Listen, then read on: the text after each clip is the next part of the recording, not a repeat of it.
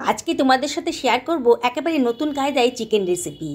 চিকেনের পিসগুলো একটু বড় বড় করে নিয়েছি, প্রায় 700 গ্রাম। তারপর লেবুর রস আর একটুখানি ভিনিগার দিয়ে একটুখানি ভিজিয়ে রাখলাম, তাতে চিকেনের গন্ধটা থাকবে না। আর আলুগুলোকে গোল গোল করে কেটে রাখলাম। এবার চিকেনটাকে জল থেকে তুলে তার ভেতর দিয়ে দিলাম একখানা কাঁচা ডিম, আর দিয়ে দিলাম প্রয়োজন মতো লবণ, হলুদের গুঁড়ো, জিরের গুঁড়ো, ধনের গুঁড়ো, লঙ্কার গুঁড়ো, আর 1 টেবিল চামচ দিয়ে দিলাম সেজওয়ান সস।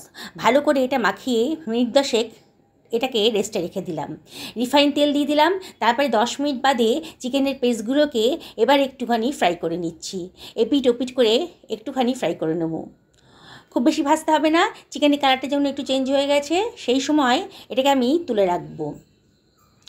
তারপরে ওই তেলের ভেতরেই দিয়ে দিচ্ছি গোটা গরম মশলা আর গোটা জিরে 1/2 টেবিল চামচ মতো।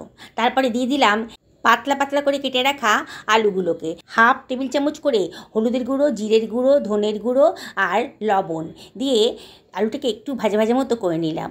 তার মধ্যে দিয়ে দিলাম একখানা কুচনো পেঁয়াজ দিয়ে আবার একটু নাড়াচাড়া করে মিনিটখানেক ফ্রাই করে নিলাম।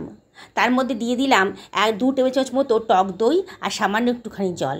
আবারও মিনিট খানেক রান্না করে নিলাম। তারপরে ভেজে রাখা চিকেনের পিসগুলোকে ওপরে সাজিয়ে দিচ্ছি। দিয়ে দিলাম কাঁচা লঙ্কা, 10 মিনিট রান্না করে নিলাম। এবার 10 মিনিট বাদে এর মধ্যে ছড়িয়ে দিলাম গরম মশলার গুঁড়ো, গোলমরিচের গুঁড়ো আর কসুরি মেথি। আবারও সব কিছু একটু নাড়াচাড়া করে নামিয়ে নিলাম। ভাতের সাথে খাবে না পোলাওর সাথে খাবে, দারুণ টেস্ট হয়েছে কিন্তু।